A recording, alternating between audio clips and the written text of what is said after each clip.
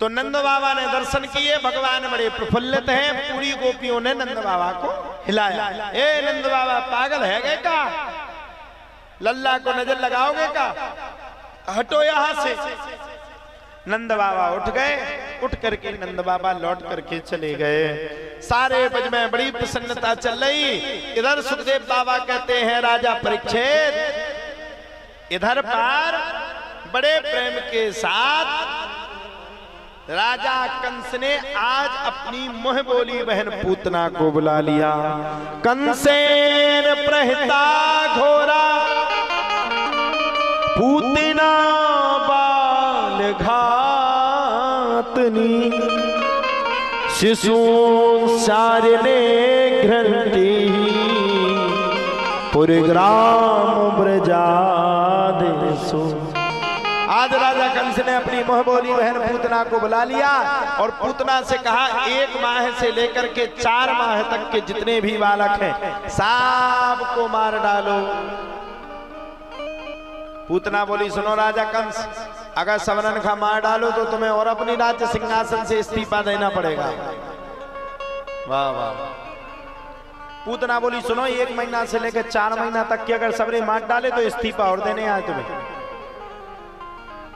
अब राजा कंस ने जब मुंह बोली बहन पूतना से कहा तो पूतना ने कह दिया चिंता मत करो भैया, यहां से जाऊंगी और वहां से नंद के लाला को मार करके चली आऊंगी। अच्छा पूतना ने भी ऐसे कह दो जैसे जात नहीं सीधो मार को चलवाओ ना। पूतना ने अपने स्तन में कालकूट नामक उसको लगाया। अहो बकीयम स्तन कालकूटम जिघांसया पायदाप साध्वी लेभे गतिम धातृचितां ततोन्यम कंबादयानु शरणं व्रजे।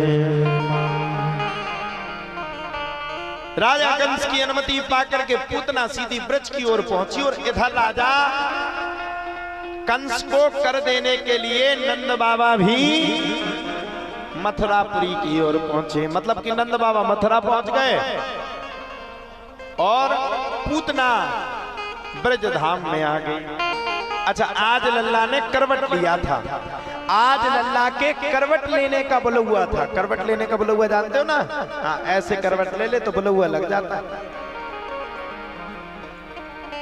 सारा नगर प्रसन्न था, सारा नगर प्रसन्न चित्त था। बोलो राधे राधे। कंसेन प्रता घोरा पूतना बाल घातनी। अच्छा पूतना ने बढ़िया सुंदर स्वरूप बदला। स्वरूप बदल के पूतना नंद भवन पहुंच गई। लल्ला ने आज करवट लेने का बुलौआ लगा था। पूतना ने मौका देखा, बोले अच्छा पूरा गांव तो जा रहा है, करवट लेने का बुलौआ। बोले ये अच्छा काम हुआ, हमारा काम तो और आसान हो गया। सीधी 9 गांव में गई, ब्यूटी पार्लर में घुसी, बढ़िया सुंदर बन के वो चली गई। अब यही पे हंसबे की क्या जरूरत है? कितना करिया, मतलब कैसो भी आदमी हो तो ब्यूटी पार्लर में जाए तो चिनाई नहीं हो कबो कबो होता। ब्यूटी पार्लर में गई, वो बढ़िया सुंदर होके आ गई। पहले देखा ना आप लोगों ने रामायण में, उसने ऐसे किया और तुरंत स्वरूप बदला। पूतना ने बड़ा सुंदर स्वरूप बदला और स्वरूप बदल के पूतना नंद भवन पहुंच गई।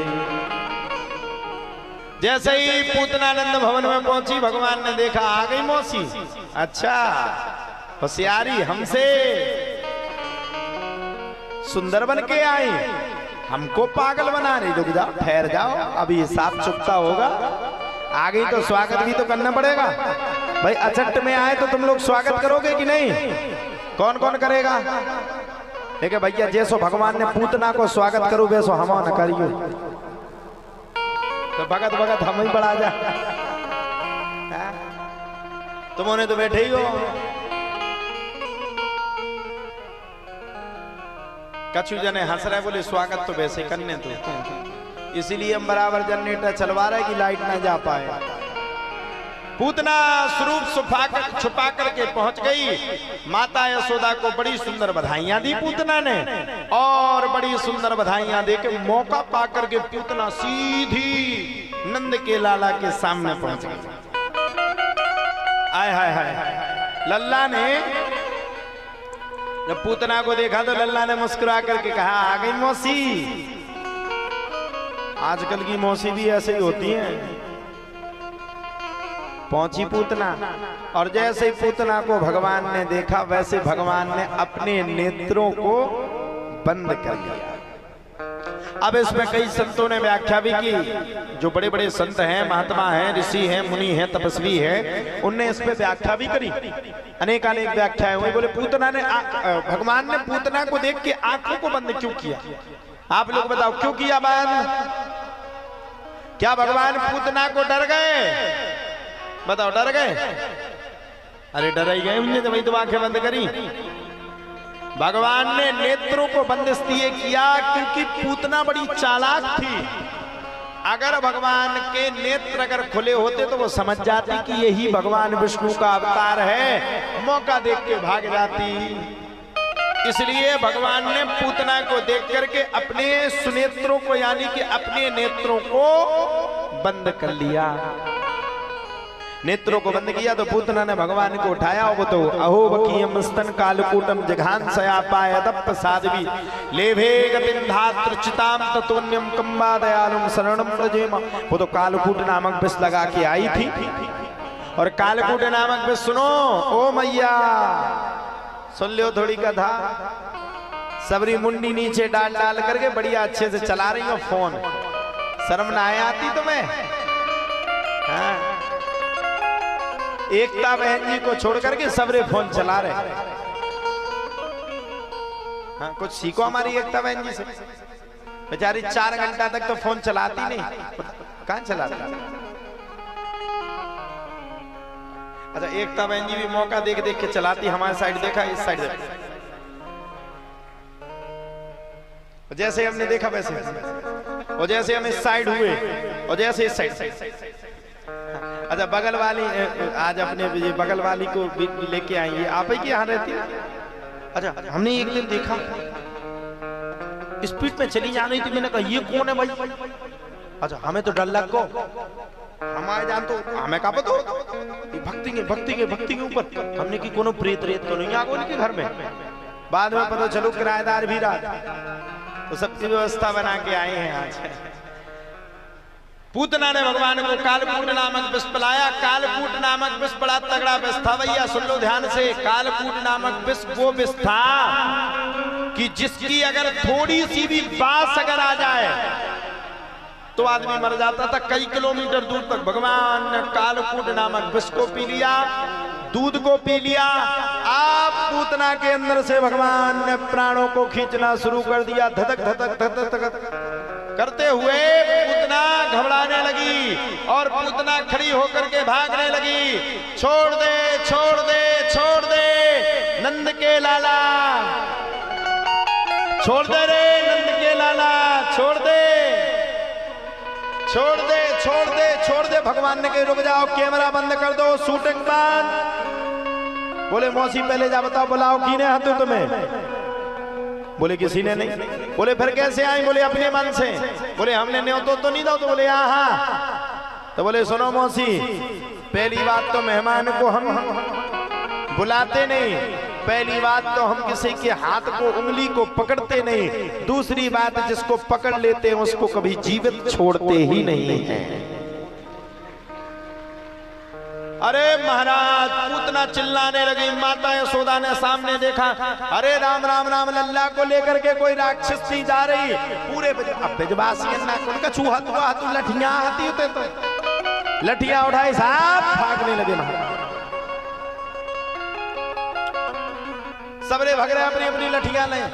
पूतना भग रहे, गाँव करके जान की पूतना भगवान खा लेके भग रहे। अब क्या खा पूतना का तो भावैया विधि की छोड़ दो कोनो प्रकार से।